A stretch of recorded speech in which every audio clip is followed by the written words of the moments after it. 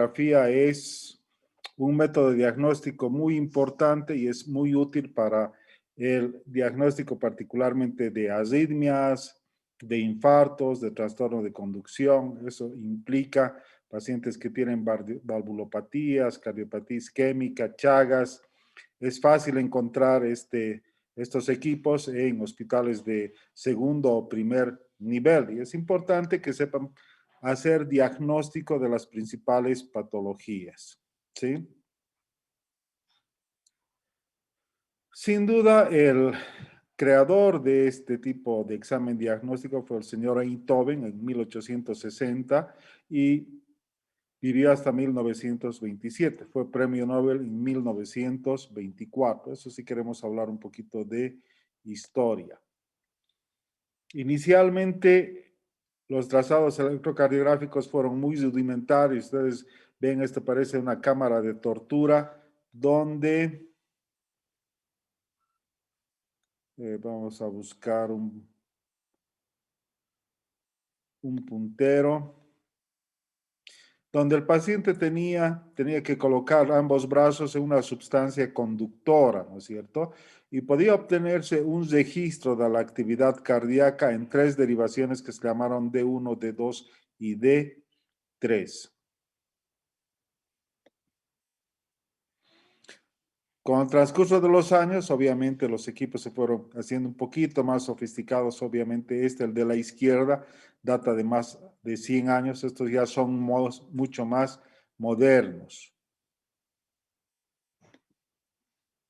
Y para obtener un trazado electrocardiográfico, nosotros tenemos que contar con unos electrodos exploradores que van en número de 4, que se colocan en las extremidades, tanto en ambos brazos como en ambas piernas, con estas pinzas, que normalmente también van discriminadas por colores.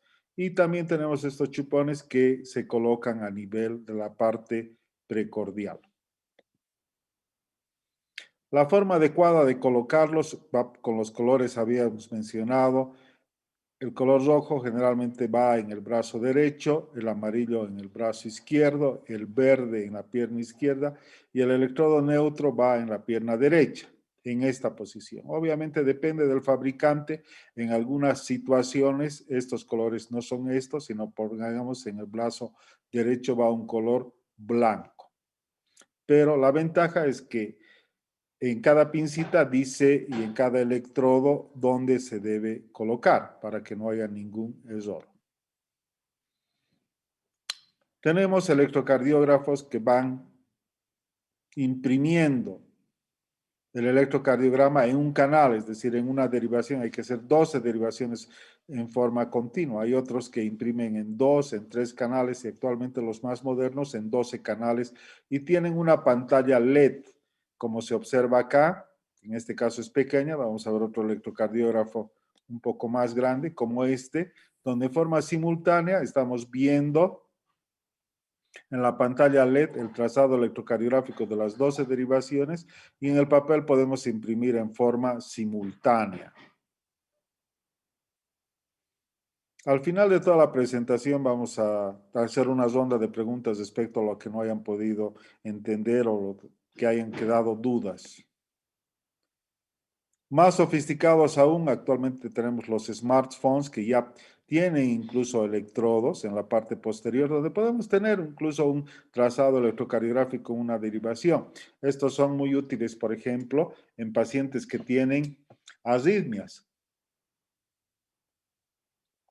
Es decir, que, por ejemplo, han presentado palpitaciones y uno sospecha de que puedan tener una taquicardia paroxística supraventricular o una fibrilación auricular. Entonces, cuando el paciente tiene este tipo de palpitaciones, se coloca este dispositivo y podemos ver la arritmia y que puede ser transmitida ya directamente al médico. Bueno, eso es respecto a la parte técnica, pero también tenemos que hablar de la parte de fisiología. Y ustedes han debido y deben recordar esta imagen que es el potencial de acción de la fibra miocárdica, ¿no es cierto? Donde tiene una fase de reposo, posteriormente viene la fase cero, donde lo que se observa es el ingreso de sodio dentro de la célula, ¿no? que es muy rápida. Después viene una fase de meseta, donde ingresa calcio, ¿no? Y la parte intracelular todavía sigue siendo positiva y sale potasio. Posteriormente viene la fase 3 y la fase 4, que es de repolarización, donde la célula vuelve nuevamente a ser negativa en su interior y positiva en el exterior, gracias a una bomba de sodio-potasio, ¿no es cierto? Entonces, generalmente es la forma de despolarización de todas las células.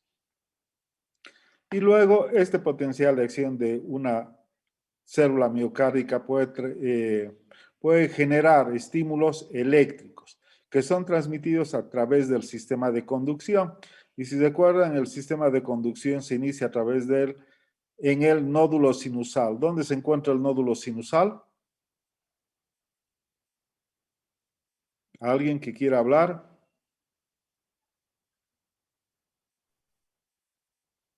En la pared ¿Ya? posterior de la aurícula derecha. Bueno, en la cara superior de la aurícula derecha, debajo de la desembocadura de la vena cava superior. Y este nódulo sinusal tiene la capacidad de generar una despolarización entre 60 o 100 veces por minuto, eso es lo normal. Cuando es más de 100 se habla de taquicardia, cuando es menos de 60 se habla de bradicardia. Y a través de estas fibras conductoras, como este haz de Batman, que va a la aurícula izquierda, o estas fibras internodales, se transmite esta actividad eléctrica llegando al nódulo aurículo-ventricular, donde sufre un retardo fisiológico, posteriormente al haz de His, y luego a la rama izquierda y a la rama derecha, y posteriormente a la red de Purkinje. Esta imagen es la que tienen que tener en mente respecto al sistema de conducción cuando tratemos las diferentes arritmias o trastornos de conducción. Bueno, acá nuevamente el nódulo sinusal, la despolarización del nódulo sinusal y la despolarización auricular genera una onda que en el electrocardiograma se llama onda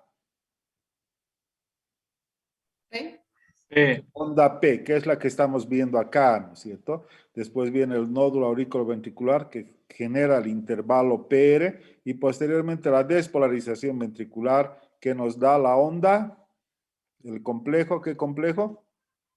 QRS. QRS. Complejo QRS, perfecto. Acá tenemos la fibra de Purkinje. Hemos dicho que hemos colocado en la persona electrodos exploradores en los brazos, en las piernas y en el pecho, y la actividad eléctrica se desplaza hacia el electrodo positivo, ¿no? Y como vamos a ver acá, esta actividad eléctrica se van formando vectores de despolarización. Y cuando este vector se acerca a un electrodo explorador positivo, nos va a dar una deflexión o una onda positiva. Cuando se aleja, nos va a dar una onda negativa. Y cuando sale perpendicular, nos da una onda isodifásica. Aquí estamos viendo un vector resultante de la despolarización auricular que, como se observa acá, va de derecha a izquierda, de abajo, de arriba a abajo y de derecha a izquierda, y nos está generando la onda P. En cambio, la despolarización ventricular también genera un vector que generalmente va hacia 60 grados y nos da el complejo QRS, y la repolarización nos da el segmento ST y la onda T. Entonces, acá tenemos las principales ondas. La onda P, intervalo PR, complejo QRS, el segmento ST y la onda T, que son todas las que tenemos que ir observando en un electrocardiograma. Luego tenemos las derivaciones unipolares que miden la diferencia de potencial de una de las extremidades con el centro del corazón, y son las derivaciones ABR, ABL y ABF. Pero, empezando con las derivaciones bipolares, podemos ver que la diferencia de potencial entre el brazo derecho y el brazo izquierdo nos genera la derivación de 1, ¿ya? Donde el brazo izquierdo es positivo y la pierna izquierda es positiva. Después, vamos a ver otra diapositiva donde se ve mejor. Entonces vamos a hablar de lo que significa derivaciones bipolares y unipolares, que son las que conforman el plano frontal, es decir, pueden registrar la actividad cardíaca de frente del corazón. Y acá sí podemos observar con mayor detalle las derivaciones. Las derivaciones de las extremidades o bipolares son 3. Derivación de 1, la derivación de 2 y la derivación de 3. La derivación de 1 mide la diferencia de potencial, habíamos mencionado, entre el brazo derecho que es negativo y el brazo izquierdo que es positivo y la pierna izquierda que es neutra. Y en general en el trazado electrocardiográfico en la derivación 1, la onda P es positiva, el complejo QRS es positivo y la T es positiva. La derivación D2 mide la diferencia de potencial entre el brazo derecho que es negativo y la pierna izquierda que es positiva. Eso nos va a dar una onda P positiva, un complejo QRS positivo y una onda T positiva. Y la derivación D3 mide la diferencia de potencial entre el brazo izquierdo que es negativo y la pierna izquierda que es positiva, y en general también la onda P, el complejo QRS y la onda T son positivos. Entonces acá se forma un triángulo que se llama triángulo de Einthoven. Einthoven, ¿no es cierto? En honor a la persona que incursionó en lo que significa electrocardiografía. Y hay una regla de Einthoven. ¿Alguien sabe en qué consiste? Que los datos de dos derivaciones nos puede dar es igual a otra derivación. O D1 más D3 es igual a D2. Exactamente. Entonces, si ustedes miden el voltaje de la derivación de 1 y suman el voltaje de la derivación de 3, dan la derivación de voltaje de la derivación de 2. Esa es la ley de Einthoven. Entonces, estas tres son derivaciones bipolares. Luego tenemos las derivaciones unipolares que también permiten ver la actividad eléctrica del corazón en el plano frontal. Como hemos dicho, ABR es positiva y mide la diferencia de potencial del brazo derecho con el centro del corazón, y habitualmente la onda P es negativa, el complejo QRS es negativo y la onda T es negativa. El brazo izquierdo se llama la derivación AVL, donde el brazo izquierdo es positivo y el centro del corazón es negativo, y generalmente este complejo que ven que tiene una amplitud positiva y negativa casi similar se llama complejo isodifásico. Este es un complejo negativo, acá en ABL un complejo isodifásico y en ABF un complejo positivo. En ABF la derivación de la pierna izquierda es positiva y los complejos P, QRS y T son positivos normalmente.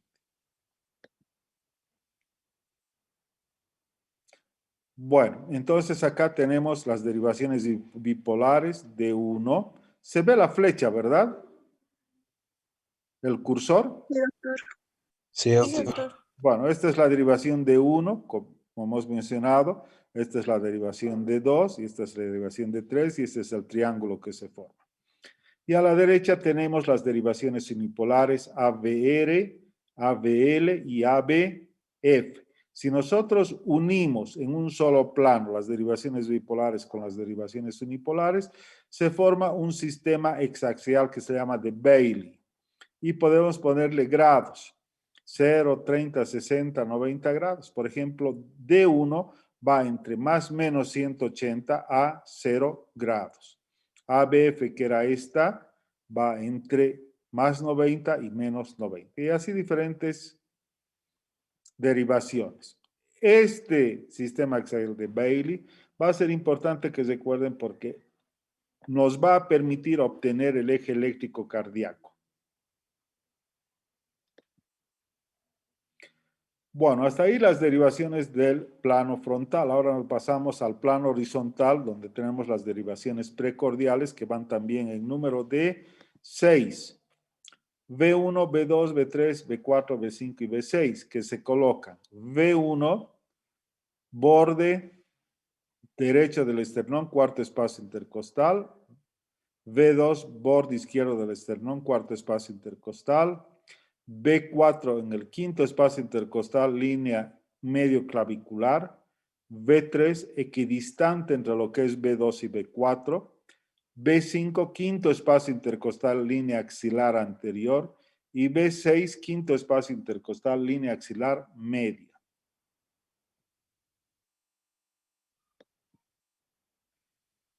Y acá las tenemos registradas.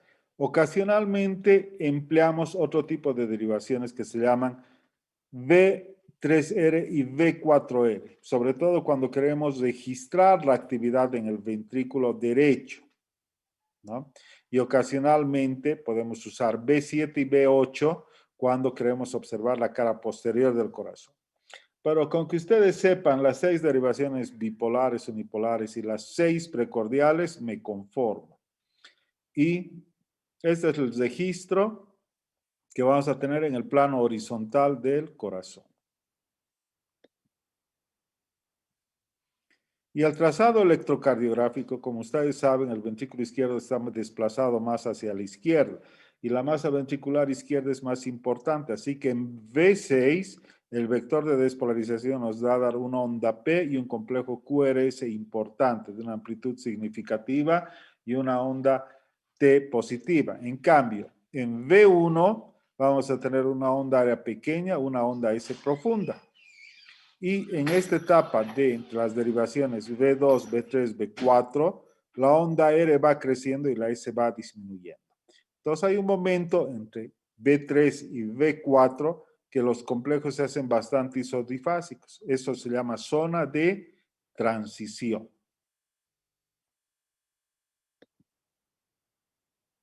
Bueno, hasta ahí las ondas. Ahora vamos a ver las medidas. El electrocardiograma se registra en un papel que es termosensible, que como ustedes pueden ver es milimetrado, tanto a nivel horizontal como a nivel vertical. A nivel horizontal está el tiempo y a nivel vertical está la amplitud. Como a nivel horizontal está el tiempo, cada milímetro o un cuadrito pequeñito corresponde a 0.04 de segundo. Eso es algo que tienen que recordar. 5 cuadraditos pequeños, es decir, 0.04 por 5, equivale a 0.20 de segundo. Y ustedes pueden ver que cada 5 milímetros está dividido por una raya un poquito más gruesa, una línea más acentuada. Entonces, 5 cuadrados grandes corresponden a un segundo. Un segundo. Y eso significa que hay 300 cuadrados grandes en un minuto. Si hay 300 cuadrados grandes en un minuto, ¿cuántos cuadrados pequeñitos habrá en un minuto? 1500. 1500, porque 300 por 5 es 1500.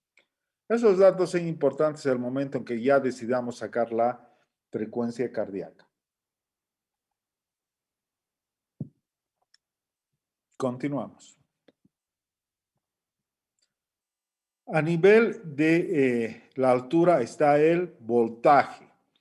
Cada cuadradito pequeñito equivale a 0.1 milivoltio. Y también cada 5 cuadrados pequeñitos está dividido por una línea más acentuada y eso equivale a 0.5 milivoltios. 10 cuadraditos pequeños o 2 cuadrados grandes de altura equivale a 1 milivoltio. Normalmente uno obtiene un electrocardiograma con una amplitud de 1 milivoltio, que al inicio del registro del electrocardiograma se forma una línea que se llama estándar y avanza a una velocidad de 25 milímetros por segundo. Eso es lo normal del registro. Bueno, ya que hemos conocido todo esto, tenemos que ordenar para poder interpretar un electrocardiograma. ¿Cómo nos organizamos? Primero, debemos definir el ritmo. Básicamente, si el ritmo es sinusal o no es sinusal. Luego, la frecuencia cardíaca. La onda P, que es la despolarización auricular, nos interesa su amplitud, su duración. Luego, el intervalo PR, el complejo QRS, el segmento ST, y después del segmento ST puede venir otra onda que se llama, y de la onda T puede venir otra onda que se llama onda U. ¿A qué corresponde la onda U? ¿Alguien sabe?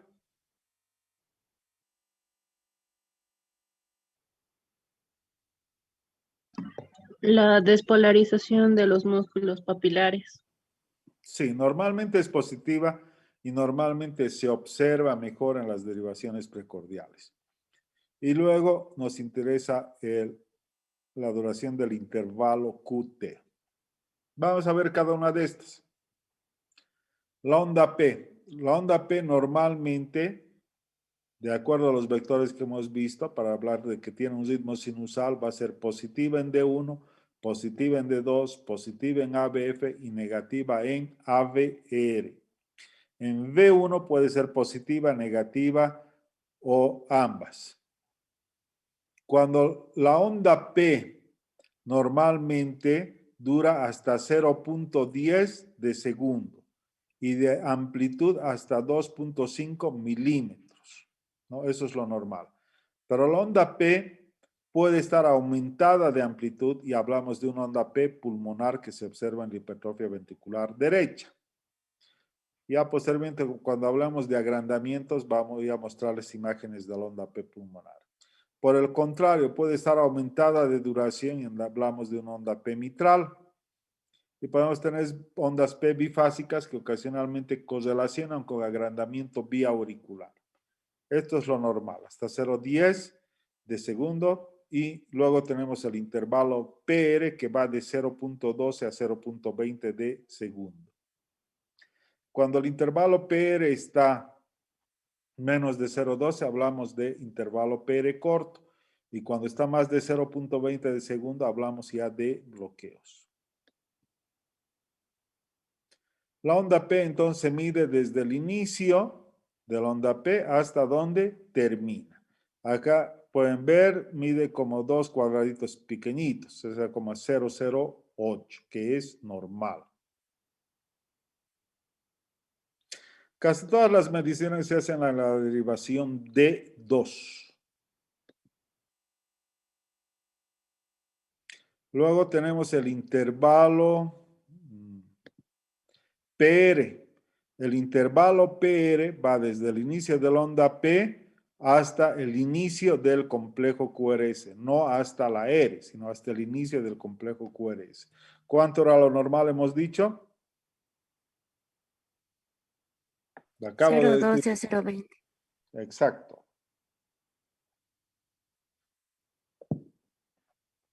¿Cuánto medirá acá? Esta 13 zona o 14. Sí, 0.12, 0.14, ¿no es cierto? Y luego tenemos el segmento PR. ¿Cuánto mide el segmento PR?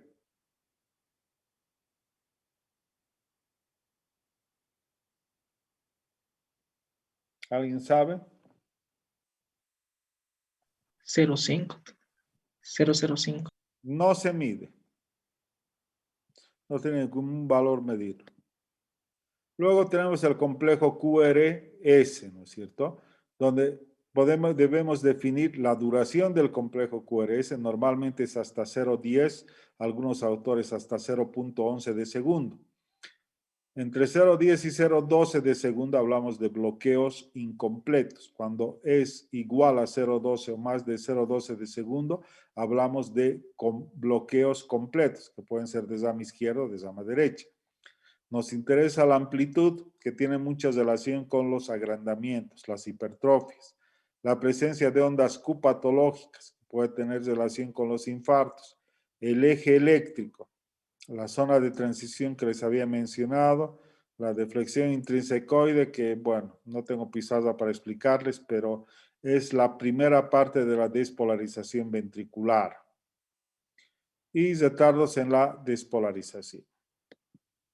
Y acá estamos viendo un complejo QRS, ¿no es cierto? Que es normal. La primera onda negativa se llama onda Q, la segunda positiva se llama R y la tercera negativa se llama S.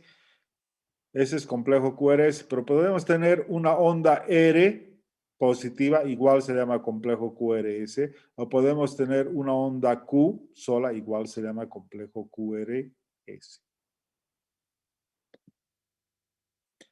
Luego vemos el segmento ST. El segmento ST normalmente es ascendente. Del segmento ST nos interesa saber si está supradesnivelado, o sea, hacia arriba, está infradesnivelado. Generalmente esto se presenta en alteraciones secundarias de la repolarización o en procesos isquémicos.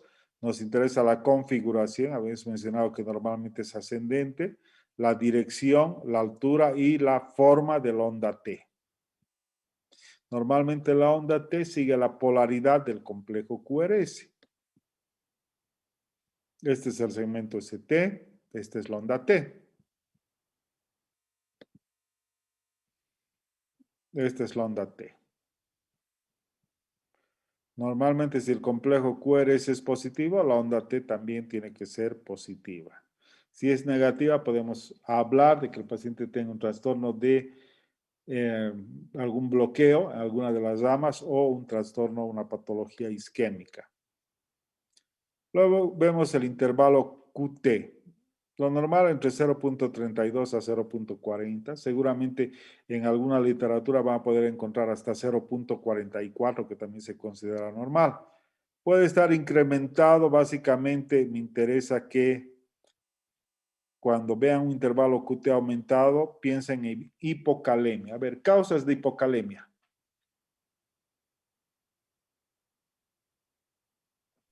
Los fármacos ¿Qué fármacos? Diuréticos. ¿Qué diurético? y La acídicos. furosemida. La furosemida. ¿Algún otro más? Bueno, particularmente la furosemida. ¿Algunas patologías que nos pueden dar hipocalemia?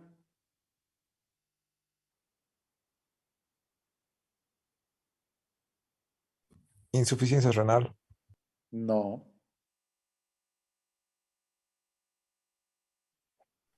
Insuficiencia Diarrea. cardíaca. Diarrea, náuseas, vómitos, pierden potasio. ¿Cuál es el valor normal del potasio en sangre?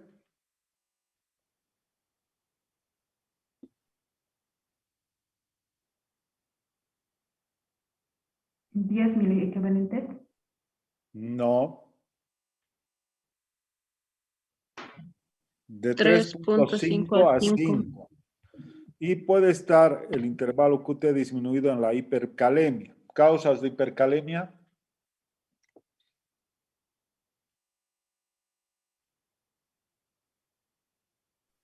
Insuficiencia renal. La insuficiencia renal, ¿no es cierto? Muy bien. Y este es el intervalo QT. Desde el inicio del complejo QRS hasta donde termina la onda T. El intervalo QT básicamente depende de la frecuencia cardíaca. Si la frecuencia cardíaca es muy rápida, si está acelerado taquicárdico, el intervalo QT se acorta. Si la frecuencia cardíaca es muy lenta, el intervalo QT se alarga. Por eso sacamos un índice que se llama intervalo QT corregido. Y eso va de acuerdo a la frecuencia cardíaca. Y hay tablas, como ustedes pueden ver. Acá a la izquierda está la frecuencia cardíaca. Por ejemplo, para una frecuencia cardíaca de 70, ¿no es cierto? Para hombres y para mujeres te dice cuál es el intervalo QT corregido. Para una frecuencia cardíaca de 250, este es el intervalo QT para varones y para mujeres. Existe también una fórmula, pero no tiene mucho sentido que la sepan. Pueden fijarse en las tablas para sacar el intervalo QT corregido. Y actualmente en sus smartphones hay links donde te ayudan a sacar eso. La onda U de preferencia se ve en B3, siempre es positiva. Cuando es negativa podemos pensar en que tiene isquemia, hipertensión, en insuficiencia aórtica. Puede tener mayor amplitud como la digital la hipercalcemia, el accidente cerebrovascular y el ejercicio. Bueno, y acá tenemos las diferentes ondas que hemos mencionado, la onda T, intervalo PR, complejo QRS, el segmento ST que como les había mencionado normalmente es ascendente, la onda T que es asimétrica y luego viene la onda U. Y otra cosa que también podemos medir es el intervalo RR, entre una R y la próxima.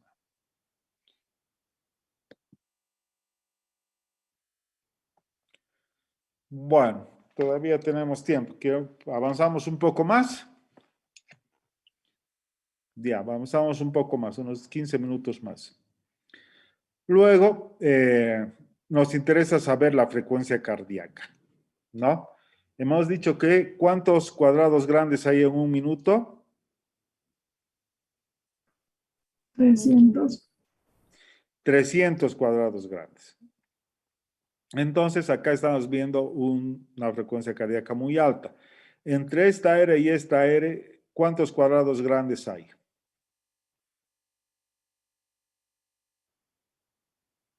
¿Mm? 1. 1. Entonces, 300 entre 1, frecuencia cardíaca 300. Acá, entre esta R y esta R, ¿cuántos cuadrados grandes hay? 2. 2. 300 entre 2, frecuencia cardíaca 150. Lo propio acá. Hay 3 cuadrados grandes, 300 entre 3, frecuencia cardíaca 100. Esa es una forma de sacar la frecuencia cardíaca cuando el ritmo es regular, como en este caso. La otra es contar los cuadraditos chiquitos. ¿Cuántos cuadraditos chiquitos habrá entre esta R y esta R? ¿Mm? 15.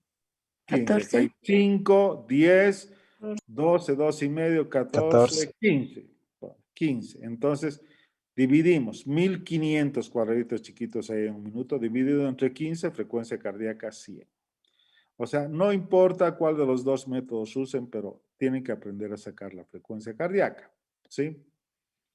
Acá hay 4 cuadrados grandes entre esta R y este R. Entonces, 300 entre 4, frecuencia cardíaca 75.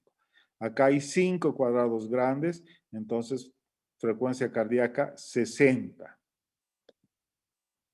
Entonces se va formando una constante, ¿no es cierto? Acá tenemos, por ejemplo, una onda R que cae en una línea de estas gruesas. Si la próxima R cae acá, tendría una frecuencia cardíaca de 300. Acá 150, acá 100, acá 75, acá 60, 50, 40. ¿Está? Constantes. 300, 150, 100, 75, 60, 50. ¿Sí? ¿Se entendió o no? Sí, doctor. Sí. Y si no, bueno, dividen 1500, o sea, entre el número de cuadraditos chiquitos que hay acá. Acá hay 5, 10, 15, 20, 22 cuadrados pequeñitos. Entonces, 1500 entre 22 nos da 67. ¿Sí? 67 latidos por minuto.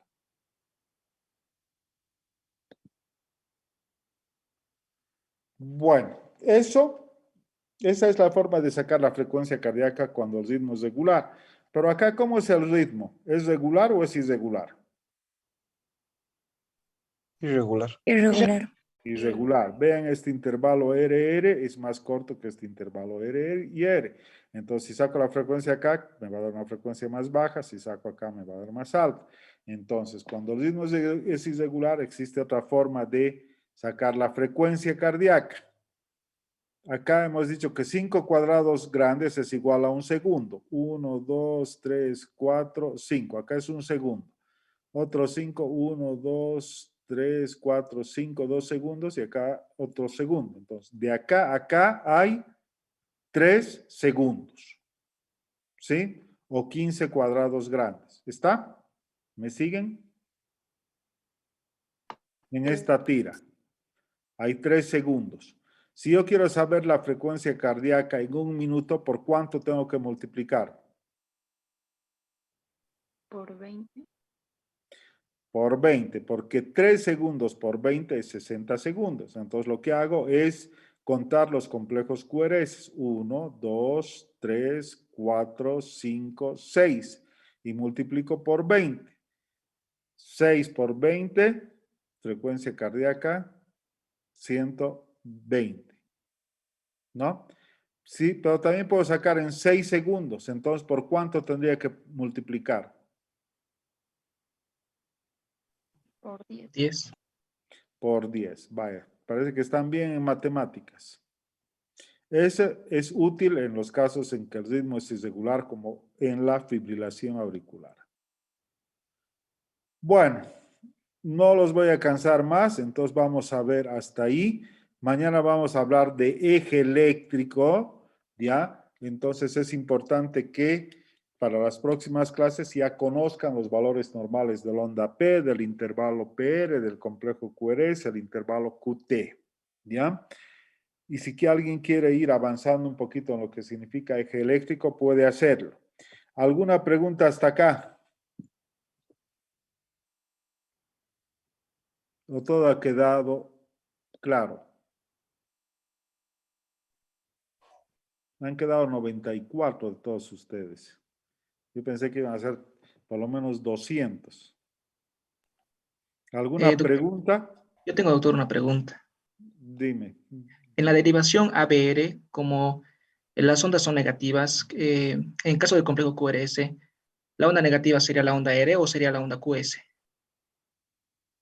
O sea, normalmente la onda P es negativa y el complejo QRS es negativo, salvo que exista a veces algunos casos de infarto o de bloqueos. Pero todo eso, si es una onda Q, se llama complejo QRS. Si puede tener una onda R pequeñita y una S profunda, igual se llama complejo QRS. ¿Sí? No sé si te referías a eso o a otra cosa. Sí, sí, doctor, está bien, gracias. Día. ¿Otra pregunta? Ya en las próximas clases, cuando les vaya mostrando los electros, por ahí se van a orientar un poquito mejor, ¿ya? Pero pueden ir revisando entonces todo lo que significa electrocardiograma normal.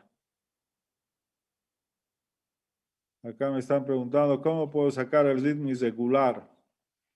A ver, ¿alguien que quiere explicarle a tu compañera cómo se saca?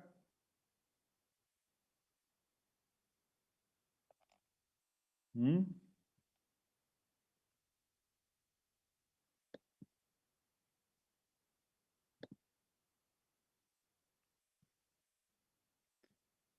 Es decir, tienes que, a ver, vamos a buscar acá en este ritmo irregular.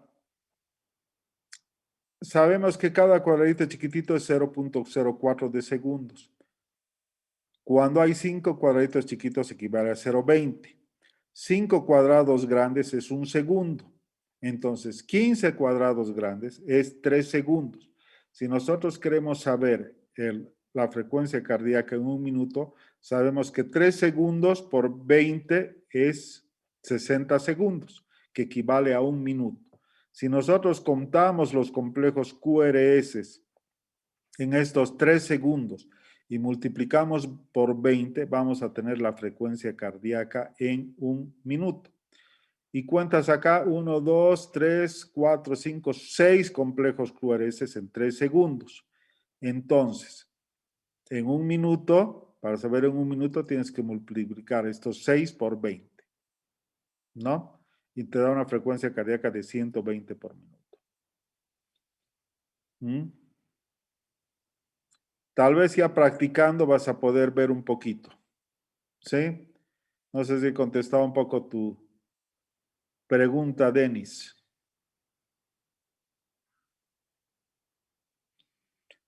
¿Alguna otra? Bueno, entonces mañana nos vemos a las 19. ¿Sí? Y hablamos de eje eléctrico. Listo, chicos. Hasta mañana entonces. Mañana. Gracias, Mañana. doctor. Hasta luego, Chao. doctor. Hasta mañana, doctor. Hasta luego. Luego.